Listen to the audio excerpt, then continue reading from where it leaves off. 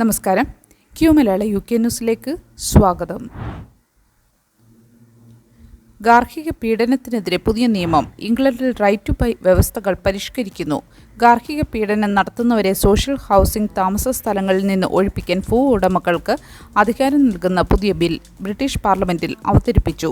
നിലവിലെ നിയമപ്രകാരം ഇരയായ വ്യക്തി വീട് വിട്ടുപോയാൽ മാത്രമേ കുറ്റവാളിയെ ഒഴിപ്പിക്കാൻ കഴിഞ്ഞിരുന്നുള്ളൂ.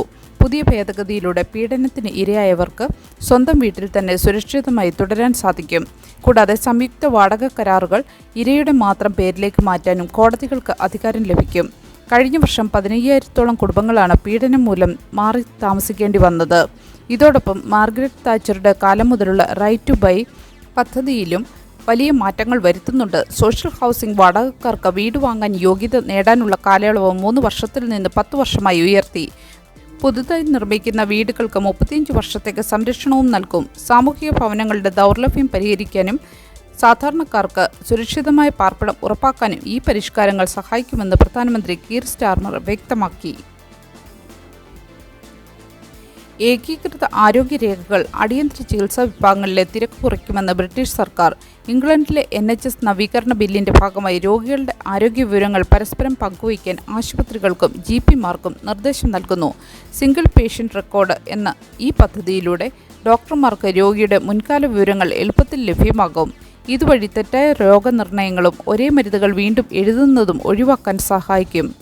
ഈ പരിഷ്കാരം വഴി പ്രതിവർഷം 20,000-ഓളം A&E സന്ദർശനങ്ങൾ കുറയ്ക്കാനും 20 മില്യൺ പൗണ്ട് ലാഭിക്കാനും കഴിയുമെന്നാണ് സർക്കാരിൻ്റെ അവകാശവാദം. കൂടാതെ ഡോക്ടർമാരുടെ ജോലി സമയത്തിൽ വലിയൊരു ലാഭവും ഇതിലൂടെ ഉണ്ടാകും. എന്നിരുന്നാലും രോഗികളുടെ വിവരങ്ങളുടെ നിയന്ത്രണം സർക്കാരിന് കൈമാറുന്നതിനെ ബ്രിട്ടീഷ് മെഡിക്കൽ അസോസിയേഷൻ എതിർക്കുന്നുണ്ട്. ഇത് രോഗികളുടെ സ്വകാര്യതയെ ബാധിക്കുമെന്നാണ് അവരുടെ ആശങ്ക. എന്നാൽ സുരക്ഷാ മാനദണ്ഡങ്ങൾ കർശനമായി പാലിക്കുമെന്നും ആരെല്ലാം വിവരങ്ങൾ പരിശോധിച്ചു എന്ന് രോഗികൾക്ക് അറിയാൻ സാധിക്കുമെന്നും സർക്കാർ ഉറപ്പ് നൽകുന്നു. ഇതിനൊപ്പം NHS ഇംഗ്ലണ്ട് എന്ന വിഭാഗം നിർത്തലാക്കി അധികാരം പ്രാദേശിക തലത്തിലേക്ക് വികേന്ദ്രീകരിക്കാനും ഈ ബിൽ ലക്ഷ്യമിടുന്നു. മാൻഡൽസൺ ഫയലുകളുടെ 2ാം ഘട്ടം പാർലമെന്റിൽ പ്രസിദ്ധീകരിക്കുന്നു. അമേരിക്കയിലെ UK അംബാസഡറായി ലോർഡ് മാൻഡൽസനെ നിയമിച്ചതുമായി ബന്ധപ്പെട്ട രേഖകളുടെ 2ാം ഘട്ടം പാർലമെന്റിൽ പ്രസിദ്ധീകരിക്കുന്നു. ലൈംഗിക കുറ്റവാളിയായ ജെഫ്രി എപ്സ്റ്റീനുമായുള്ള ബന്ധം പുറത്തു വന്നതിനെ തുടർന്ന് കഴിഞ്ഞ വർഷമാണ് മാൻഡൽസനെ അംബാസഡർ പദവിയിൽ നിന്ന് നീക്കിയത്. ഈ നിയമനവുമായി ബന്ധപ്പെട്ട എല്ലാ രേഖകളും പരസ്യമാക്കണമെന്ന് MP-മാർ വോട്ടെടുപ്പിലൂടെ ആവശ്യപ്പെട്ടിരുന്നു. ദേശീയ സുരക്ഷയെ ബാധിക്കുന്ന രേഖകൾ ഒഴിവാക്കാൻ ഇന്റലിജൻസ് കമ്മിറ്റിയുടെ പരിശോധനയ്ക്ക് ശേഷമാണ് ഇവ പ്രസിദ്ധീകരിക്കുന്നത്. കഴിഞ്ഞ മാർച്ചിൽ പുറത്തുവിട്ട ആദ്യഘട്ട രേഖകളിൽ മാൻഡൽസന്റെ എപ്സ്റ്റീൻ ബന്ധം വലിയ മാനക്കേടുണ്ടാക്കുമെന്ന് പ്രധാനമന്ത്രി കീർ സ്റ്റാർമർക്ക് മുന്നറിയിപ്പ് ലഭിച്ചിരുന്നതായി വ്യക്തമായിരുന്നു. ഈ നിയമനം വളരെ ധൃതി പിടിച്ചുള്ളതായിരുന്നുവെന്ന് സുരക്ഷാ ഉപദേഷ്ടാവും വിലയിരുത്തുന്നു. എപ്സ്റ്റീൻ്റെ ക്രൂര വിനോദങ്ങളെക്കുറിച്ച് തനിക്ക് അറിവില്ലായിരുന്നുവെന്നും സൗഹൃദം ഒരു വലിയ തെറ്റായിരുന്നുവെന്നുമാണ് മാൻഡൽസന്റെ വാദം.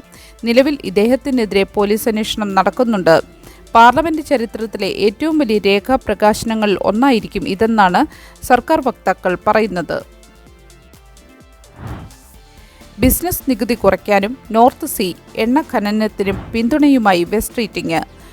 ലേബർ പാർട്ടിയിലെ പ്രമുഖ നേതാവും മുൻ ആരോഗ്യ സെക്രട്ടറിയുമായ വെസ്റ്റ് റീറ്റിംഗ് കമ്പനികളുടെ നാഷണൽ ഇൻഷുറൻസ് നിരക്കുകൾ കുറയ്ക്കണമെന്ന് ആവശ്യപ്പെട്ടു. യുവാക്കൾക്കിടയിലെ തൊഴിലില്ലായ്മ പരിഹരിക്കാൻ കമ്പനികൾക്ക് ഈ നികുതി ഇളവ് നൽകുന്നത് സഹായകരമാകുമെന്നാണ് അദ്ദേഹത്തിൻ്റെ നിലപാട്. UK-യിൽ നിലവിൽ യുവാക്കൾക്കിടയിൽ തൊഴിലില്ലായ്മ നിരക്ക് വളരെ കൂടുതലാണ്. പ്രത്യേകിച്ച് ഹോസ്പിറ്റാലിറ്റി മേഖലയിലെ തൊഴിലവസരങ്ങൾ പകുതിയായി കുറഞ്ഞത് പ്രതിസന്ധി രൂക്ഷമാക്കി. എന്നാൽ നികുതി കുറയ്ക്കുന്നത് സർക്കാരിൻ്റെ വരുമാനത്തെ ബാധിക്കുമെന്നും നിലവിലെ നികുതി വർധനവാണ് ആരോഗ്യ മേഖലയിലെ കാത്തിരിപ്പ് പട്ടിക കുറയ്ക്കാൻ സഹായിച്ചതെന്നും work and pension secretary Pat McFadden ഇതിനോട് പ്രതികരിച്ചു. ഇതോടൊപ്പം നോർത്ത് സീയിലെ റോസ് ബാങ്ക്, ജാക്ഡാവ് എണ്ണ വാതക പാടങ്ങൾ ഖനനം തുടരുന്നതിനെയും സ്ട്രീറ്റിംഗ് പിന്തുണച്ചു. പരിസ്ഥിതി വാഗ്ദാനങ്ങൾ ലംഘിക്കാതെ ഖനനത്തിന് അനുമതി നൽകുന്നത് രാജ്യത്തിന് കൂടുതൽ നികുതി വരുമാനം നൽകുമെന്നാണ് അദ്ദേഹത്തിൻ്റെ വാദം. നിലവിലെ പ്രധാനമന്ത്രി കീർ സ്റ്റാർമർ മാറി നിൽക്കണമെന്നും അടുത്ത നേതൃസ്ഥാനത്തേക്ക് മത്സരിക്കാൻ തനിക്ക് താൽപ്പര്യമുണ്ടെന്നും വ്യക്തമാക്കിയതോടെ ലേബർ പാർട്ടിക്കുള്ളിലെ രാഷ്ട്രീയ ചർച്ചകൾ ചൂടുപിടിച്ചിരിക്കുകയാണ്. ലണ്ടനിൽ ഭക്തിസാന്ദ്രമായി വൈശാഖ മാസാചരണം. മോഹൻജി ഫൗണ്ടേഷൻ്റെയും സേവാ സംഘത്തിൻ്റെയും നേതൃത്വത്തിൽ ചടങ്ങുകൾ നടന്നു. ലണ്ടനിൽ ഒരു ഗുരുവായൂരപ്പ ക്ഷേത്രം എന്ന വലിയ സ്വപ്നം യാഥാർത്ഥ്യമാക്കുന്നതിനായി പ്രവർത്തിക്കുന്ന മോഹൻജി ഫൗണ്ടേഷനും ലണ്ടൻ ശ്രീ ഗുരുവായൂരപ്പ സേവാ സംഘവും സംയുക്തമായി വൈശാഖ മാസാചരണം വിപുലമായ പരിപാടികളോടെ ആഘോഷിച്ചു. തോണ്ടൻ ഹീറ്റിലുള്ള വെസ്റ്റ് തോണ്ടൻ കമ്മ്യൂണിറ്റി സെന്ററിൽ വെച്ചാണ് ചടങ്ങുകൾ ഭക്തിസാന്ദ്രമായി സംഘടിപ്പിച്ചത്. വൈശാഖ ദിനാഘോഷങ്ങളുടെ ഭാഗമായി പ്രശസ്ത പ്രഭാഷകനും കഥകളി കലാകാരനുമായ ഡോക്ടർ കണ്ണൻ പരമേശ്വരൻ ഭഗവത്ഗീതയെ ആസ്പദമാക്കിയ പ്രത്യേക പ്രഭാഷണം നടത്തി. വർഷങ്ങളായി ഇന്ത്യയിലെയും അമേരിക്കയിലെയും വിവിധ സർവകലാശാലകളിൽ സേവനമനുഷ്ഠിച്ചിട്ടുള്ള ഡോക്ടർ കണ്ണൻ ലണ്ടൻ കലാ പുരസ്കാരം നേടിയ പ്രതിഭ കൂടിയാണ്. പ്രഭാഷണത്തിന് ശേഷം ഭക്തർക്കായി ദീപാരാധനയും തുടർന്ന് വിഭവസമൃദ്ധമായ അന്നദാനവും നടന്നു. ലണ്ടന്റെ വിവിധ ഭാഗങ്ങളിൽ നിന്നുള്ള ഒട്ടനവധി മലയാളി കുടുംബങ്ങളും ഭക്തജനങ്ങളും ഈ വിശേഷാൽ ചടങ്ങിൽ പങ്കെടുത്തു. UK-യിലെ പ്രവാസി മലയാളി സമൂഹത്തിന് ഹൈന്ദവ ആചാരങ്ങളും സംസ്കാരവും നിലനിർത്താൻ ഇത്തരം കൂട്ടായ്മകൾ വലിയ പങ്ക് വഹിക്കുന്നുണ്ടെന്ന് സംഘാടകർ വിലയിരുത്തി. വൈശാഖ മാസാചരണത്തിൽ പങ്കെടുത്ത് പരിപാടി വൻ വിജയമാക്കിയ എല്ലാ ഭക്തജനങ്ങൾക്കും ലണ്ടൻ ഗുരുവായൂരപ്പ സേവാ സമിതി ഭാരവാഹികൾ നന്ദി രേഖപ്പെടുത്തി. കേംബ്രിഡ്ജിൽ മലയാളി ദമ്പതികൾ സഞ്ചരിച്ച കാർ മരത്തിലിടിച്ച് അപകടം. ഗുരുതരമായി പരിക്കേറ്റ യുവാവ് അപകടനില തരണം ചെയ്തു. UK-യിലെ ലൂട്ടനിൽ താമസിക്കുന്ന മലയാളി ദമ്പതികൾ സഞ്ചരിച്ച കാർ റോഡിൽ നിന്നും തെന്നിമാറി മരത്തിലിടിച്ച് ഗുരുതരമായ അപകടം സംഭവിച്ചു. ലൂട്ടനിലെ ബട്ടർ ലേക്ക് ക്ലേലിൽ വെച്ചാണ് സംഭവം. അപകടത്തിൽ നിതീഷ് മുരളീധരൻ, ഭാര്യ അഞ്ജന എന്നിവർക്കാണ് പരിക്കേറ്റത്. നിയന്ത്രണം വിട്ട കാർ മരത്തിൽ ഇടിച്ചതിനെ തുടർന്ന് ഗുരുതരമായി പരിക്കേറ്റ നിതീഷിനെ എയർ ആംബുലൻസ് വഴിയാണ് കേംബ്രിഡ്ജിലെ ആഡം ബ്രൂക്ക് ഹോസ്പിറ്റലിൽ എത്തിച്ചത്. വിദഗ്ധ പരിശോധനയിൽ തലച്ചോറിൽ രക്തം കട്ടപിടിച്ചതായി കണ്ടെത്തിയെങ്കിലും നിതീഷിന്റെ ആരോഗ്യനില നിലവിൽ ആശങ്കാജനകമല്ലെന്നും അദ്ദേഹം അപകടനില തരണം ചെയ്തതായും ഡോക്ടർമാർ അറിയിച്ചു. അപകടത്തിൽ പരിക്കേറ്റ ഇരുവരെയും തിരിച്ചറിയാൻ സഹായം അഭ്യർത്ഥിച്ചുകൊണ്ട് UK-യിലെ വാട്സപ്പ് ഗ്രൂപ്പുകളിൽ സന്ദേശങ്ങൾ പ്രചരിച്ചിരുന്നു. 3 വർഷം മുൻപ് വിവാഹിതരായ ഇവർ കുറച്ചുകാലം മുമ്പാണ് സ്റ്റുഡൻസ് വിസയിൽ UK-യിൽ എത്തിയതെന്നാണ് വിവരം. അപകടത്തിൽ ചെറിയ രീതിയിൽ കൈകാലുകൾക്ക് പൊട്ടലേറ്റ അഞ്ജന ലൂട്ടൺ ഹോസ്പിറ്റലിൽ ചികിത്സയിലാണ്. അപകടത്തിൽ ഇവർ സഞ്ചരിച്ചിരുന്ന സിൽവർ വോക്സൽ കാർ പൂർണ്ണമായും തകർന്ന നിലയിലാണ് പോലീസ് കണ്ടെത്തിയത്. ലണ്ടനിൽ വർദ്ധിച്ചുവരുന്ന കുറ്റകൃത്യങ്ങൾ. 50 വർഷം പഴക്കമുള്ള പ്രമുഖ പുരാവസ്തു സ്ഥാപനം അടച്ചുപൂട്ടി. ലണ്ടൻ നഗരത്തിൽ ക്രമസമാധാന നില തകരാറിലായിരുന്നുവെന്ന് ആരോപിച്ച് പ്രശസ്ത പുരാവസ്തു വ്യാപാരിയായ ഇയാൻ ടൗണിംഗ് തൻ്റെ 50 വർഷത്തിലേറെ പഴക്കമുള്ള സ്ഥാപനം എന്നേക്കുമായി അടച്ചുപൂട്ടി. ലണ്ടനിലെ കുറ്റകൃത്യങ്ങൾ തടയുന്നതിൽ മേയർ സാദിഖ് ഖാൻ പരാജയപ്പെട്ടുവെന്ന് അദ്ദേഹം കുറ്റപ്പെടുത്തി.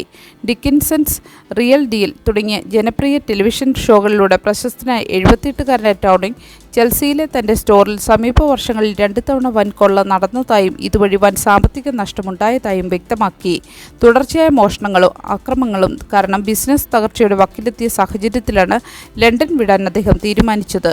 രാജകുടുംബാംഗങ്ങൾ താമസിക്കുന്ന കെൻസിംഗ്ടൺ, ചെൽസി തുടങ്ങിയ VIP മേഖലകളിൽ പോലും മതിയായ പോലീസ് പെട്രോളിംഗ് ഇല്ലെന്ന് ടൗണിംഗ് ആരോപിക്കുന്നു. ഇന്ത്യയിലെ ലക്നൌവിൽ ജനിച്ചു വളർന്ന അദ്ദേഹം 1970 മുതൽ ഈ രംഗത്തുണ്ട്.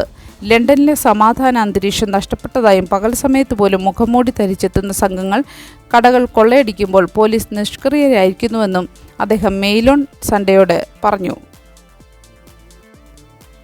നല്ലൊരു ദിവസം ആശംസിച്ചുകൊണ്ട് ഈ വാർത്താ ബുള്ളറ്റിൻ ഇവിടെ പൂർണ്ണമാകുന്നു. എല്ലാ ദിവസവും മലയാളം UK ന്യൂസിൽ നിന്നുള്ള വാർത്താ അപ്ഡേറ്റുകൾക്കായി കാത്തിരിക്കുക.